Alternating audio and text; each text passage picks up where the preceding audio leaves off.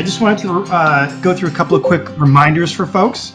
Like any other Zoom call, if there's a comment or something that you want to share, or leave a mic. If you have, if there's something you want to say, raise your hand or whatever. If you're not one of the folks speaking at the moment, we ask that you just mute yourself for any background noise and that type of things. But so with that sort of normal virtual meeting stuff out of the way, I wanted to just remind folks that if there's anybody here that has a question or a need about anything either in the business park with the Industrial Foundation or outside of the business park or not associated with the foundation, just economic development in general, please reach out to myself or anyone else at the EDC.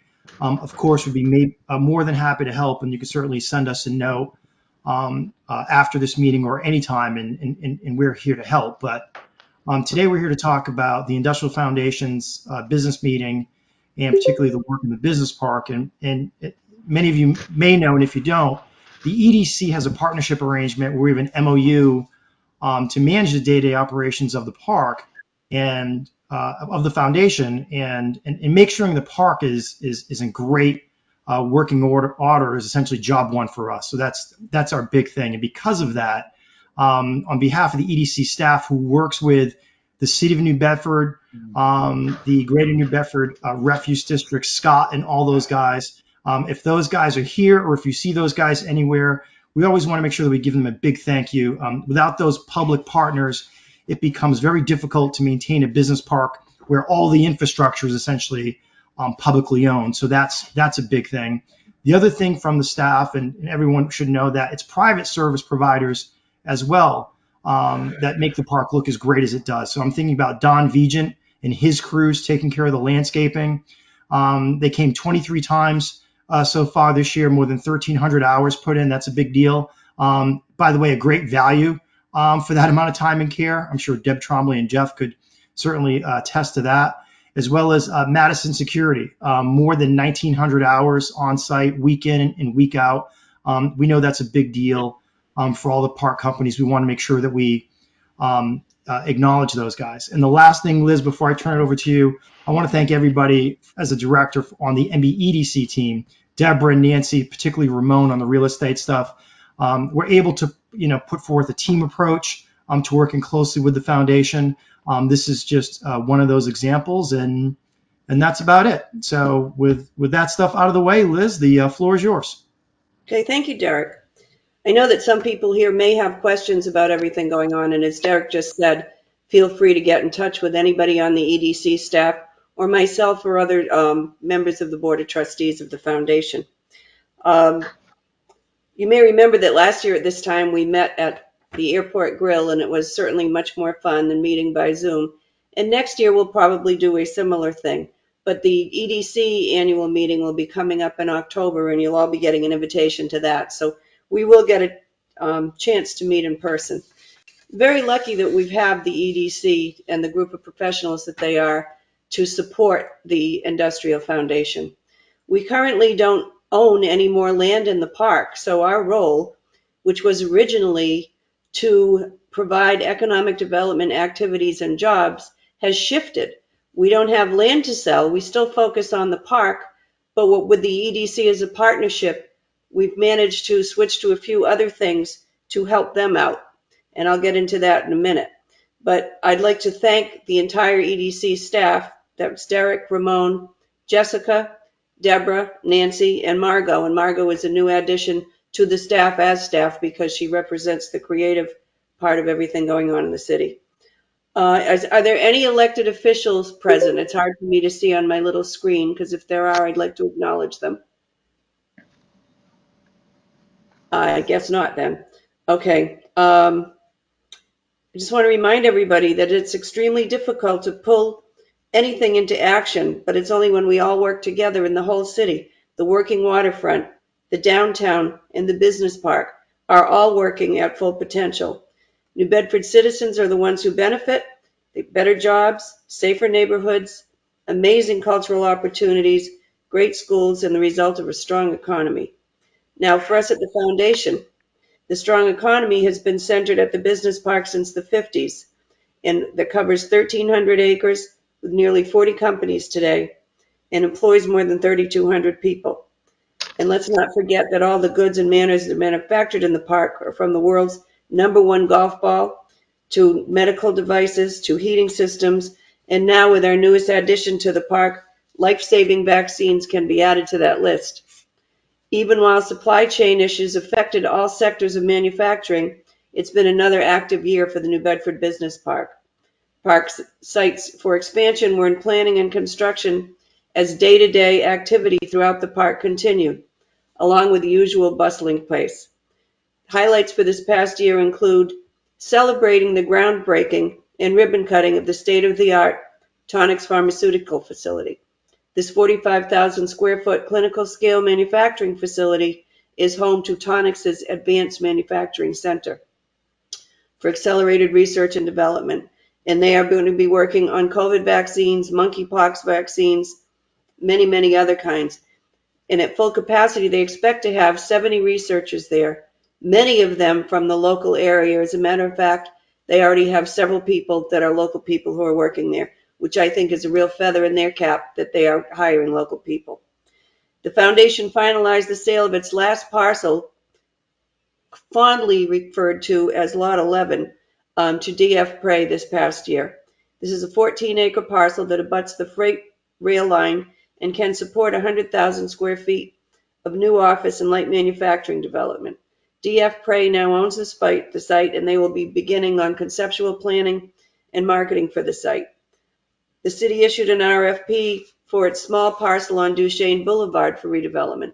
That's the one as you're coming into the park that's to the immediate right of Acushnet Company Ball Plant 3. The RFP was working with the private sector, and the determination on development proposals will be made in the current months. Consistent with its mission, the foundation partnered with the EDC to continue a comprehensive approach to citywide business recruitment by supporting a contract with Buxton. We mentioned this at last year's meeting, but it's a national analytical firm that specializes in developing mobilytic and detailed demographic profiles tied to mapping. The tools are prominently featured as a key element of the development opportunities on the page of the EDC website. And strategic conversations with developers and those looking at New Bedford have been taking place. So there's a lot that's been going on for a city that's just come out of a pandemic. And I also have to say that the services that the city provides to the park companies are critical to the success of the park and the employees that work there. In the coming weeks, you'll see city crews working on new entryway curbing, pruning and planting around the entrance signage, making needed repairs, and other park enhancements. This just goes to show you that the city is a great partner, and John Mitchell continues to be a hands-on mayor and a champion to this park and the foundation. While we rely on the partnerships with many agencies and organizations, it's our relationship with the mayor, the city council, and everyone at City Hall, and even more importantly, the city yard, that is most critical in our efforts to drive investment and job creation. So how about a virtual round of applause for all of their efforts for the record? Great, perfect, with everybody's microphone off. And for that, I'm going to, before I turn it over to Bob Mitchell to start us off with the nomination report, I want to recognize long-term trustee, friend, and colleague Carl Ribeiro, who is retiring from the Foundation's executive committee after decades of service, including time as our chairman. Carl has provided a thoughtful, steady, and practical voice to the organization. It's been so long, he doesn't even remember how long. Carl and I had a conversation last week, and he couldn't remember. So I'd like to say thank you, Carl, and I would hope that the rest of you would join me in thanking Carl also. Again, another virtual handshake. Thank you. Thank you. So now I will.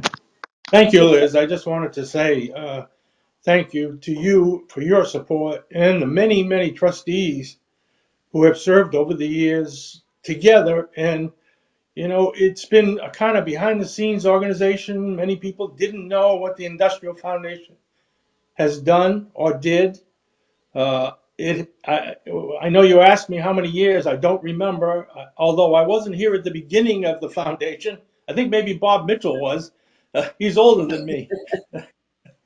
But seriously, there's been a lot of great work done by a lot of people who really were willing to discuss items, to do it with respect for each other, and in the end come out with basically unanimous decisions. And I'd also like to thank Tony Sapienza and Derek for more recent years and putting together meetings that Liz and I went to in order to put together this current joining of the Economic Development and the Industrial Foundation.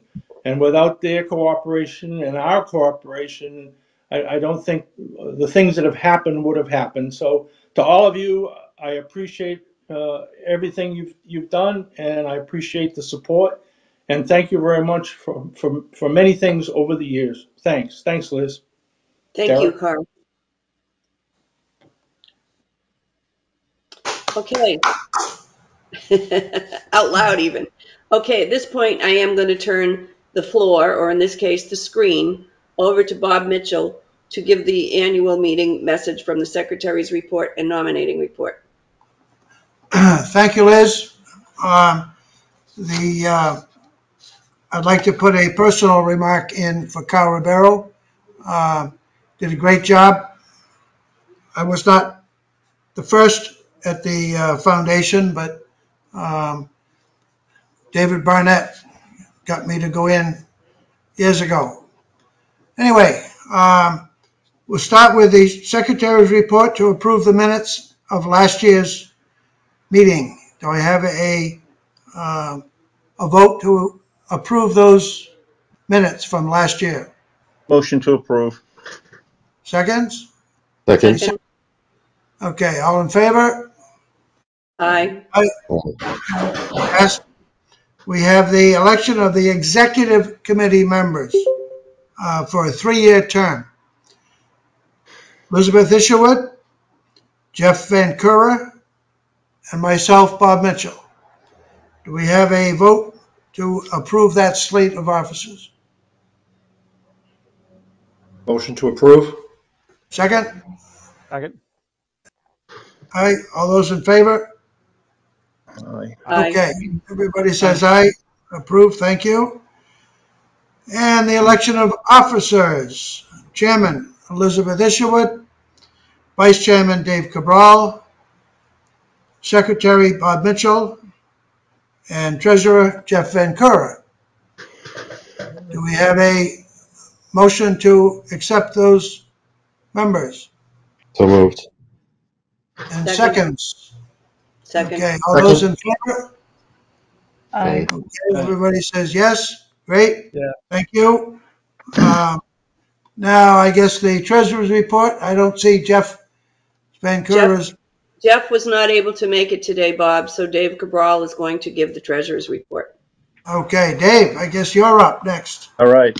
Thank you, Bob. And congratulations to the executive committee members and fellow officers. The Greater New Bedford Industrial Foundation derives income not only from land sales, but also the partial reimbursement from the park companies for landscaping and maintenance costs for the common areas of the park. During this past year, the last buildable parcel of land was sold to DF Prey, as Liz had mentioned. As a nonprofit, the foundation absorbs all administrative and operational costs, except the most of the direct landscaping and security costs. As in the past years, we continue to pay close attention to cost savings and austerity measures, while still closely monitoring the appearance and any other park concerns and questions by the park companies. This past year, there has been a strong and consistent attention to the illegal dumping. The Industrial Foundation is collaborating with the City and Refuge District to mitigate the cleanup concerns as they arise and work on measures to restrain this problematic practice.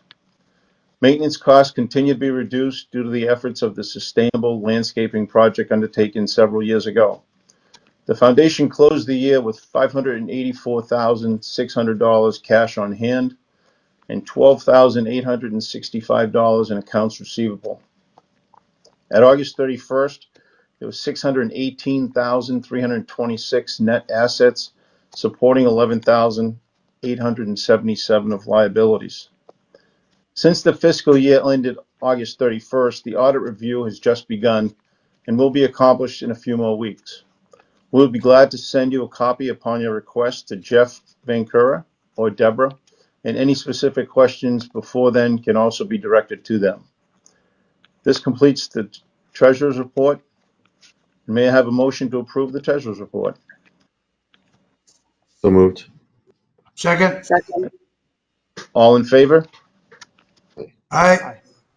Any opposition? Okay, the 22 Treasurer's Report has been approved. Thanks again, and let me hand it back to Liz to conclude our official business. Thank you, Dave, and thank you for stepping in for Jeff with very little notice. So that concludes the business part of our meeting. But does anybody have anything they would like to bring up? Ramon and I are ready to take on any and all questions, except questions that Frank Mahady has about how the Red Sox are playing. We have no answers for that. Well, then, with no questions, then I will close this meeting, but like to remind you again that the EDC will be having their annual meeting on October 19th, and you will all be getting an email invitation shortly. Kevin's got his hand raised. Kevin. Thank you, Liz. This may not be the forum, possibly, and at your direction, I'll take your lead. But I would like to touch base on the pending railroad crossing closing and some best approaches to continue to seek alternatives to a full closing on September 24th and 25th. The avenues I've been pursuing have not really yielded results that would keep at least our facility, Ball Plant 2, operational over that weekend. And there also are concerns that have been unanswered pertaining to emergency vehicle access during this 24-hour period. So looking for some assistance and some guidance of who other than those who have contacted, including Steve, who's been quite gracious, provided me some more insight today, and also Jean Fox with DOT, but she has not gotten back to me. We spoke once. Okay, you're right. This isn't the right forum, but I'm glad that you brought that up. And Derek and I will talk to you offline tomorrow about this. And Mass DOT are the people that we have to talk to. But I do know that other people who have raised concerns about having roads blocked for a day or two, DOT's answer pretty much is, this is what we have to do for progress. So I don't know that we'll get a acceptable response for you, but we'll work on it. I appreciate it. Thank you for the time, Liz, the opportunity. The only thing I wanted to say, just while we have so many people here at one time, it's efficient. Every issue that's been raised, whether it's from a Cushioning company or any other company in the park, in addition to saying you've got to talk to Gene Fox and DOT, Kevin knows we've done that. We've also sent side notes to them every time an email or a voicemail or anything's been received, so they can see what's going on. Scott Alphonse sent a detailed email to Gene and Mass DOT based after a couple of conversations that we had to make sure we're all on the same page, so they understand that DOT can't rely on the refuse district for sort of a weekend stopgap, nor were they notified if that would happen. So we continue to work through that. And as we get better answers, we'll certainly be in touch, Kevin, not just with you, but with all interested parties. But as Liz said, it's DOT's right away. And so we continue to push to look for an alternative solution.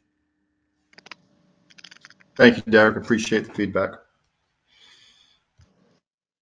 Okay, well, now I will do it one more time. I just saw that Tony just joined the meeting. So Tony Sapienza, please speak up.